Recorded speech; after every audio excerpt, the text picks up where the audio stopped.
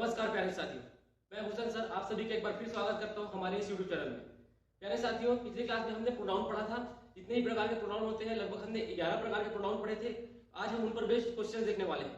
ये जो सारे क्वेश्चन आज हम देखने वाले हैं ये किसी ना किसी एग्जाम में, चाहे वो एसएससी के हो, बैंक के हो, रेलवे के हो या फिर किसी भी स्टेट एग्जाम में आए हुए हैं। ठीक है, तो चलिए देखते हैं। देखिए पहला क्वेश्चन क्या है, it was me who called the ambulance first. यहाँ पर देखिए इट वॉज मी जो लिखा हुआ है, यहाँ पर ये मी है, मी। यहाँ पर एज अ सब्जेक्ट हम यूज किए हैं मी को, लेकिन जो मी है ये हमारा क्या होता है, ये हमारा ऑब्जेक्टिव केस होता है। प्रोनाउन का क्या होता है, ऑब्जेक्टिव केस होता है। ऑब्जेक्टिव केस कहने का मतलब ये है, देखिए मैंने आपको बताया था सब्जेक्टिव केस और ऑब्जेक्टिव केस।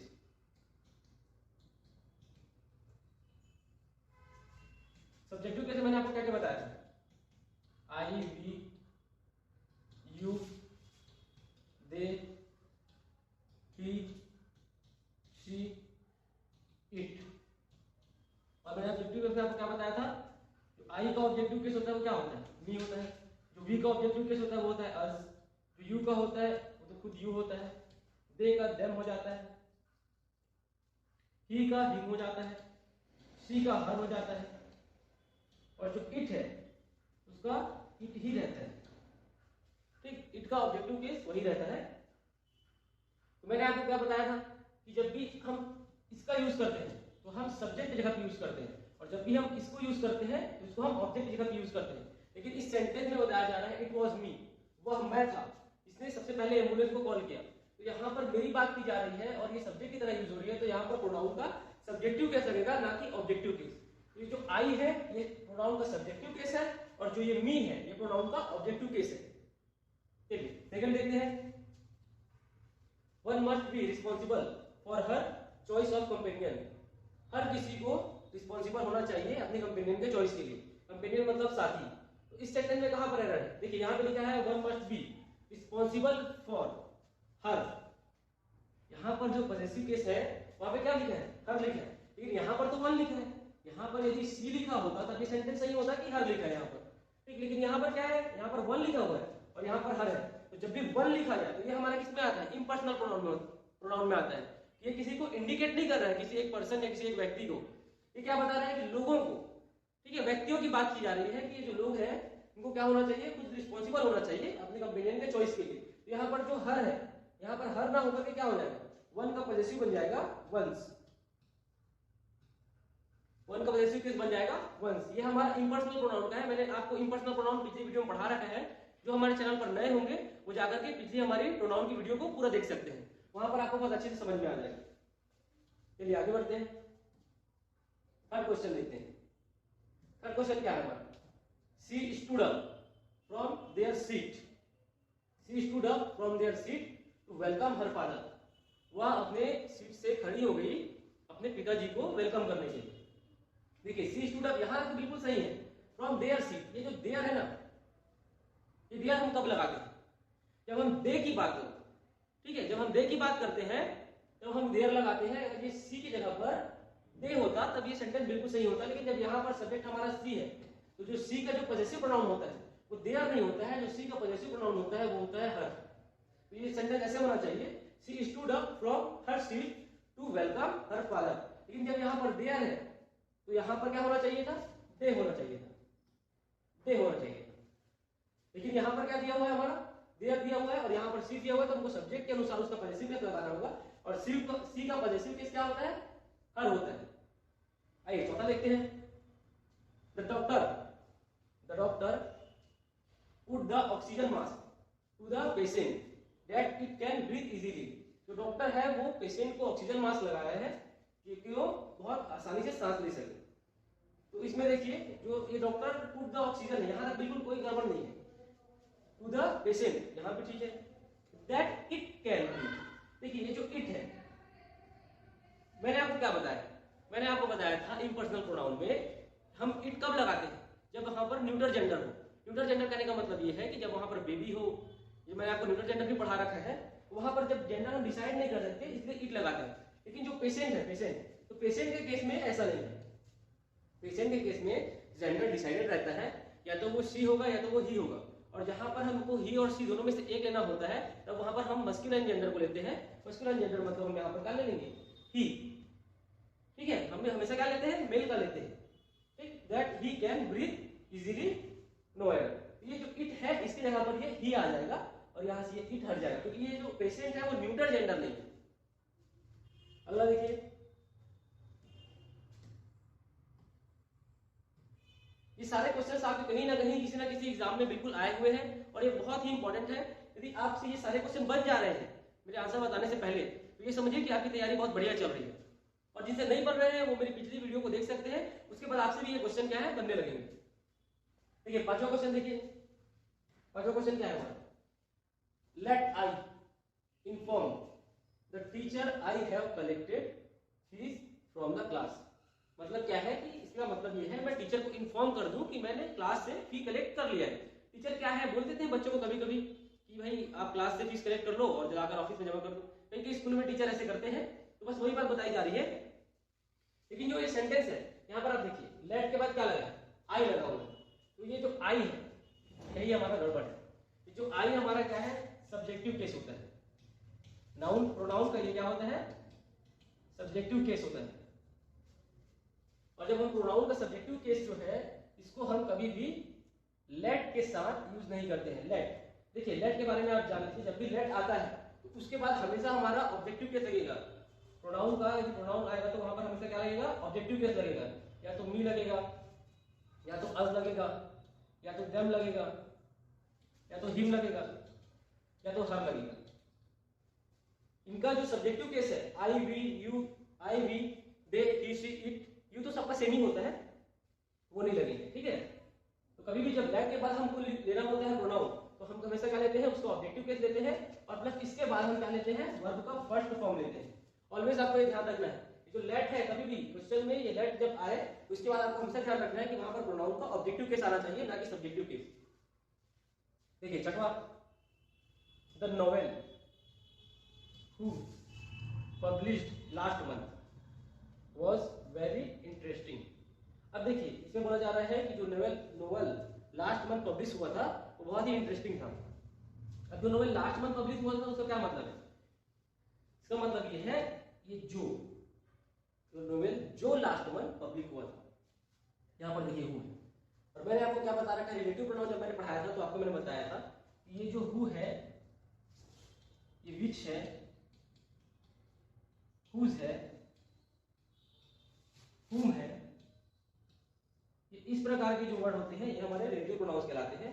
तो ये जो हु है ये किसके साथ लगता है, ये जनरली लगता है लोगों के साथ, पीपल के साथ, ठीक है, मनुष्य के साथ ये हु लगता है। और ये जो विच है ये थिंग्स और एनिमल के साथ लगता है। किसके साथ लगता है, थिंग्स एंड एनिमल, हमेशा जो ये विच है वो थिंग्स और एनिमल के साथ लगता है। तो देखिए यहाँ पर जो हु लगा हुआ है, हु के पहले जो आया है ये नोवेल, तो नोवेल कोई लिविंग थिंग है क्या, पीपल है क्या, किसी कोई व्यक्ति की बात किया जा रहा है क्या, नहीं। यहाँ पर जो नोवेल है वो एक उपन्यास है, बुक है, जिसके बारे में बोला जा रहा है कि बहुत इंटरेस्टिंग था, जो कि लास्ट में लॉन्च हुआ था। तो ये जो हु है ना यहाँ पर क्या होना चाहिए, यहाँ पर होना चाहिए विच। जो विच है ना ये यहाँ पर होना चाहिए हु की जगह पर, यहाँ पर हु मिस्टेक है इस सेंटेंस में। अगला क्वेश्चन देखते हैं,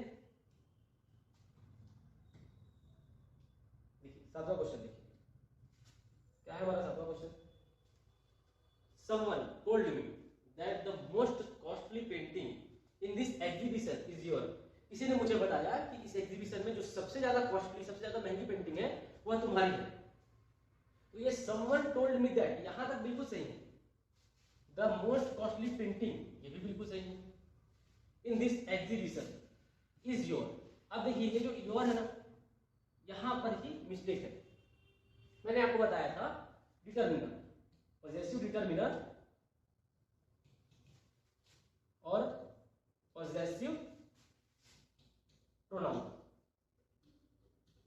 मैंने आपको बता रखा है पॉजेसिव डिटरमिनर और पॉजेसिव प्रोनाउन। जो पॉजेसिव डिटरमिनर होते हैं, जो पॉजेसिव डिटरमिनर होते हैं ये कौन कौन से होते हैं, माय, योर,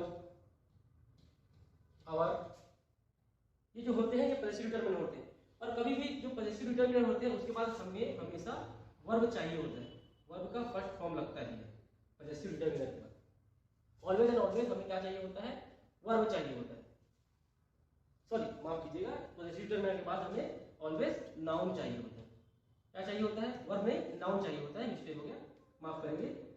हमेशा हमें क्या चाहिए होता है, पॉजिटिव डिटरमिनर के बाद नाउन चाहिए होता है।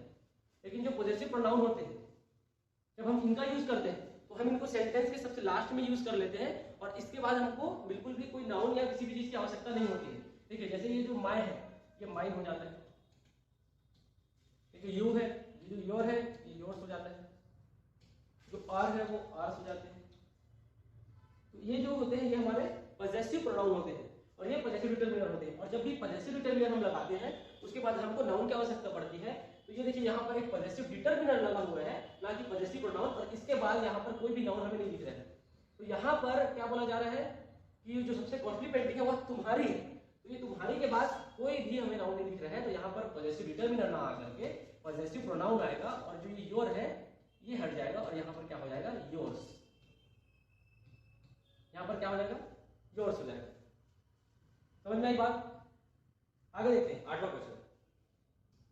She appears very tall, she appears very tall but she is just an inch taller than me. वह दिखने में तो बहुत ही लंबी दिखती है परंतु वह मुझसे केवल 1 इंच ही ऊंची है। देखिए इसमें क्या हो रहा है, she appears very tall but she is just, यहां पे बिल्कुल सही है, an inch taller than me. देखिए यहां पर कंपेयर किसका हो रहा है, यहां पर कंपेयर मेरा हो रहा है उससे। तो ये जो सी है, ये सी क्या है हमारा, यहां पर सब्जेक्ट है। हमारा जो सी है यहां पर क्या है, सी सब्जेक्ट है और यहां पर जो मी है ये ऑब्जेक्ट है। अब यहां पर ये टॉलर देन मतलब कंपैरेटिव डिग्री की बात हो रही है और यहां पर कंपेयर हो रहा है। तो जब भी सब्जेक्ट से कंपेयर हो प्रोनाउन का तो हमेशा प्रोनाउन का सब्जेक्टिव केस वहां पर हम यूज करते हैं, ना कि ऑब्जेक्टिव केस। मैंने आपको बता रखा है ये जो मी है ये हमारा ऑब्जेक्टिव केस है, ये हमारा ऑब्जेक्टिव केस है और ये जो मी है इसका सब्जेक्टिव केस हमारा आई होता है। क्या होता है, हमारा आई होता है। तो यहाँ पर मी की जगह पे क्या हो जाएगा, आई हो जाता है, क्योंकि ये जो सी है वो एज सब्जेक्ट इस सेंटेंस में यूज हो रहा है। तो इसके साथ जब हम कंपेयर कर रहे हैं तो हमें जो प्रोनाउन आ रहा है उसका भी सब्जेक्टिव केस ही लेना होगा, ना कि ऑब्जेक्टिव केस। आई बात समझ में? ये आगे बढ़ते हैं, देखते हैं 9वां question 9। I want, what I want, I want to marry such a person like thee. मैं उसके जैसे इंसान से शादी करना चाहती हूं, ऐसा इसमें बोला जा रहा है। तो ये देखिए यहां पर तो ठीक है, बिल्कुल यहां से यहां तक बिल्कुल ठीक है। ये जो लास्ट में ही, ये जो ही आया हुआ है ना, यहीं पर हमारा क्या है, मिस्टेक है। अब देखिए कभी भी ये जो लाइक है, आप एक बात जान लीजिए इस लाइक के कॉन्सेप्ट को। जब किसी सेंटेंस में ये लाइक आता है, किसी सेंटेंस में ये लाइक आता है तो इसके बाद आने वाला जो प्रोनाउन है वो हमेशा कैसे आएगा, ऑब्जेक्टिव केस में आएगा, ऑब्जेक्टिव केस में आएगा। तो लाइक के बाद आने वाला कोई भी प्रोनाउन जो रहेगा वो हमेशा ऑब्जेक्टिव केस में आएगा, ना कि सब्जेक्टिव केस में आएगा।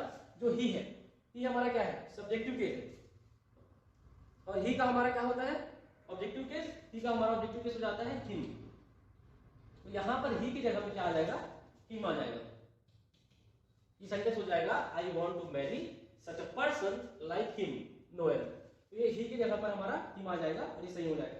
इस लाइक के कॉन्सेप्ट को आपको ध्यान रखना है, जब भी किसी सेंटेंस में लाइक आए तो उसके बाद हमारा जो प्रोनाउन आएगा उसका ऑब्जेक्टिव केस आएगा, ना कि सब्जेक्टिव केस। अगला क्वेश्चन देखिए 10वां। The girl which wore red dress is my daughter। वह लड़की जिसने लाल कपड़ा पहना हुआ है वह मेरी पुत्री है, ऐसा बोला जा रहा है इसमें। अब देखिए इस सेंटेंस में यहां पर द गर्ल विच, इसी पार्ट में एरर है। अब जो द गर्ल है, गर्ल क्या है, मनुष्य है, इंसान है ना। तो मैंने आपको बता रखा है इंपेरेटिव में, सॉरी मैंने आपको किसे बता रखा है, रिलेटिव में बता रखा है कि जब भी लिविंग कोई वो रहता है या पर्सन या पर्सनैलिटी, उसके साथ हम विच नहीं लगाते हैं, इसके साथ हम क्या लगाते हैं, हु लगाते हैं। पिछले क्वेश्चन में हमारा क्या लगा हुआ था, हु लगा हुआ था और वहां पर विच लगाना था। यहाँ पर हमारा विच दिया हुआ है लेकिन यहाँ पर हु लगाना। ये क्वेश्चन हो, ये इसका आंसर हो जाएगा द गर्ल हु वोर red dress is my daughter. वह लड़की जिसने लाल कलर का ड्रेस पहना है वह मेरी पुत्री है। आई बात समझ में? आगे देखते हैं। नेक्स्ट हमारा 11 question, the baby is just 5 months old, he is able to walk, no error। जो बच्चा है बेबी वो सिर्फ और सिर्फ 5 महीने का है और वह चलने में सक्षम है। ठीक है भाई, ये तो अच्छी बात है। देखिए ये जो द बेबी इज जस्ट, जो बेबी लिखा है ना, आपको इसी को पकड़ना है। ये जो बेबी है, बेबी क्या है हमारा? Neuter gender. क्या है? Neuter gender. Neuter gender baby हमारा न्यूटर जेंडर है। आप यहाँ पर देखिए, जो बेबी के लिए जो पॉजेसिव प्रोनाउन हम यहाँ पर यूज किए वो हम क्या यूज किए? He. The baby is just 5 months old and he is able to walk. तो जो भी हम प्रोनाउन यूज किए, मैंने पॉजेसिव प्रोनाउन बोल दिया, जो भी हमने प्रोनाउन यूज किया है यहाँ पर बेबी की जगह पर, वो हमारा क्या है? न्यूटर होना चाहिए। और ही न्यूटर नहीं है। मैंने आपको बताया था इम्पर्सनल प्रोनाउन में न्यूटर कौन कौन से है? इट। इट हमारा न्यूटर जेंडर के लिए यूज होता है। मैंने आपको इट का 40 बताया था एज ए इम्पर्सनल प्रोनाउन। उसमें मैंने एक बताया था कि जो इट है न्यूटर जेंडर के लिए हमारा यही यूज होता है, इसके अलावा कुछ यूज नहीं होता है। इट के अलावा हमारा न्यूटर जेंडर के लिए कोई यूज नहीं होता है। तो यहाँ पर ये ही नहीं हो जाएगा क्योंकि बेबी डिफाइंड नहीं है कि वो गर्ल है, गर्ल चाइल्ड है, कि वो बेबी बॉय है। तो यहाँ पर जो बेबी है इसके जगह पर ही नहीं आएगा, इट आ जाएगा। इस सेंटेंस में यही एरर है। ठीक है, देखिए 12वां question, the pen you are writing with is mine. तुम जिस पेन से लिख रहे हो वह मेरा है। तो देखिए ये जो द पेन है, द पेन क्या है? द पेन ऑब्जेक्ट है, कोई भी थिंग है। आर राइटिंग इज माइन, ये जो माई है ना, यहीं पर आपको गड़बड़ है। यहाँ पर बोला जा रहा है the pen you are writing with, वह पेन जिससे तुम लिख रहे हो वह कैसा है? मेरा है। अब ये जो माय है, मैंने अभी आपको बताया, हमने इस पर बेस्ड 2-4 क्वेश्चन तो इसी में देख लिया। माय का जो पॉजेसिव होता है वो क्या होता है? पॉजेसिव प्रोनाउन माइन होता है। और जो माय है ये क्या है? हमारा डिटरमिनर है। डिटरमिनर, पॉजेसिव डिटरमिनर है हमारा माय। तो जब भी हम पॉजेसिव डिटरमिनर का यूज करते हैं उसके बाद हमें क्या चाहिए होता है? उसके बाद हमें नाउन चाहिए होता है। क्या चाहिए होता है? नाउन चाहिए होता है। लेकिन यहाँ पर क्या है? यहाँ पे हमें कोई नाउन दिख रहा है क्या? यहाँ पर हमें कोई नाउन नहीं दिख रहा है। तो हमें यहाँ पर क्या यूज करना होगा? पॉजेसिव प्रोनाउन यूज करना होगा, ना कि पॉजेसिव डिटरमिनर। तो ये जो माय है ये यहाँ पर हट जाएगा, ये माइन हो जाएगा। ये सेंटेंस सही ऐसे हो जाएगा, the pen you are writing with is mine. आई बात समझ में? आगे देखते हैं। ये जो सारे क्वेश्चन मैं करा रहा हूँ ये बिल्कुल बहुत ही पॉइंट, एग्जाम के पॉइंट ऑफ व्यू से बहुत ही ज्यादा महत्वपूर्ण है। कम से कम आपको इनको तो देख कर ही जाना है। चाहे आपका कोई भी एग्जाम हो, एसएससी, सीजीएल हो, सीएचएसएल हो, एमपीएस हो, रेलवे हो, बैंकिंग हो, या फिर अदर कोई भी स्टेट एग्जाम्स हो, उसके लिए ये प्रोनाउन पर बेस्ड ये इतने क्वेश्चन भी अगर आप कर लेते हैं, इनके फॉर्मेट जान लेते हैं, आपको इनमें से ही कुछ देखने को मिल जाएगा। हालांकि वर्ड्स अलग अलग होंगे पर आपको फॉर्मेट क्वेश्चन का यही देखने को मिलेगा। देखिए 13 क्वेश्चन क्या है? Her hand writing definite more beautiful then your. जो उसकी जो हैंड राइटिंग है वो डेफिनेटली तुम्हारी हैंड राइटिंग से बहुत ज्यादा सुंदर है। तो ये जो देन योर लिखा है मतलब क्या किया जा रहा है? उससे उसका कंपेयर किया जा रहा है। तो जो कंपेयर जब भी हम करते हैं तो किसका करते हैं? दो लोगों का करते हैं। तो जब भी हम दो लोगों का कंपेयर करते हैं तो या तो उसका नाम जो है कोई नाम होता है प्रॉपर नाम, या तो क्या हम यूज करते हैं उसकी जगह पर प्रोनाउन यूज करते हैं। तो जो योर है, योर हमारा कोई प्रोनाउन नहीं है, योर हमारा क्या है? डिटरमिनर है। क्या है हमारा? डिटरमिनर है। कैसा डिटरमिनर है? पॉजेसिव डिटरमिनर है। पॉजेसिव डिटरमिनर है हमारा, पॉजेसिव डिटरमिनर है। तो जो योर है ना, इसका जो पॉजेसिव प्रोनाउन यहाँ पर आएगा वो हो जाएगा योर्स। ठीक है, आई बात समझ में? देखिए 14 question, the dog became more intelligent after its training. जो डॉग है वो और इंटेलिजेंट हो गया ट्रेनिंग के बाद। जब उसकी ट्रेनिंग पूरी हुई तो वो बहुत इंटेलिजेंट हो गया। तो ये जो द डॉग बिकेम, बिल्कुल ये सही है। मोर इंटेलिजेंट, ये भी सही है। आफ्टर इट्स ट्रेनिंग, गड़बड़ आपका यहाँ पर। ये जो इट्स है ना, ये समझिए, एक ये होता है इट्स और एक ये होता है इट्स। इन दोनों में आपको डिफरेंस पहले समझना होगा। ये जो इट्स होता है ना, IT' S, तो इसका मतलब होता है इट इज। क्या होता है? इट इज, या समटाइम्स इट हैज। इसका क्या मतलब होता है? इट इज या इट हैज। लेकिन यहां पर क्या बताया जा रहा है? As a possessive pronoun use किया जा रहा है, possessive determiner. The dog become more intelligent after its training, मतलब उसके ट्रेनिंग के बाद। यहाँ पर इट इज का सेंस नहीं आ रहा है, तो इट्स जो है यहाँ पर हमारा पॉजेसिव डिटरमिनर की तरह लगेगा, जो कि हो जाएगा इट्स, ना कि ये अपॉस्ट्रोफी। अपॉस्ट्रोफी हमारा यहाँ से हट जाएगा, ये क्या हो जाएगा? इट्स, ये स्मॉल हो जाएगा आई, इट्स ट्रेनिंग। आगे बढ़ते हैं, नेक्स्ट देखते हैं। देखिए ये हमारा 15वां क्वेश्चन है। ये बहुत ही मोस्ट आईएमपी 15 क्वेश्चन मैंने आपको कराया है। ये हमारा लास्ट क्वेश्चन है, और यहाँ पर आपका जो पूरा नाउन है, सॉरी, यहाँ पर जो आपका पूरा प्रोनाउन है वो बिल्कुल कवर हो जाता है इन 15 क्वेश्चन में। देखिए 15वां question, it's very important to read carefully before signing any document. किसी भी डॉक्यूमेंट पर साइन करने से पहले उसको अच्छी तरह से पढ़ लेना चाहिए। इसका मीनिंग देखिए, इट्स वेरी इंपॉर्टेंट, यह बहुत महत्वपूर्ण है। टू रीड केयरफुली, किसी भी डॉक्यूमेंट को केयरफुली पढ़ना। Before signing any document.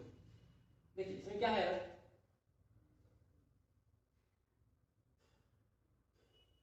देखिए क्या है इसमें,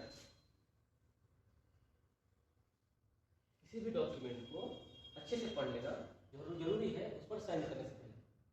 देखिए ये जो 15वां क्वेश्चन है ना, ये मैं आप लोगों के लिए होमवर्क देता हूँ, आप इसको कमेंट बॉक्स में बताइए। कमेंट बॉक्स में बताइए इसका आंसर क्या होगा।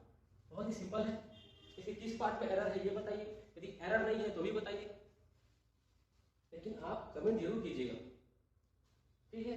तो आज ये 15 क्वेश्चन हमने पढ़ा है, जो कि बहुत ही मोस्ट आईएमपी है, मोस्ट इंपॉर्टेंट है एग्जाम के पॉइंट ऑफ व्यू से। आपको इन 15 को तो देख करके ही जाना है, यहाँ से आपको फॉर्मेट समझ में आएगा कि किस लेवल में क्वेश्चन पूछे जाते हैं। ठीक, आई बात समझ में? तो आज हमारी क्लास को यहीं पर हम समाप्त करते हैं। यदि वीडियो अच्छी लगी हो, आपको कुछ नॉलेज एडिशन हुआ हो, तो बिल्कुल हमारे चैनल को लाइक करें, नहीं सॉरी, बिल्कुल हमारे वीडियो को लाइक करें और चैनल को सब्सक्राइब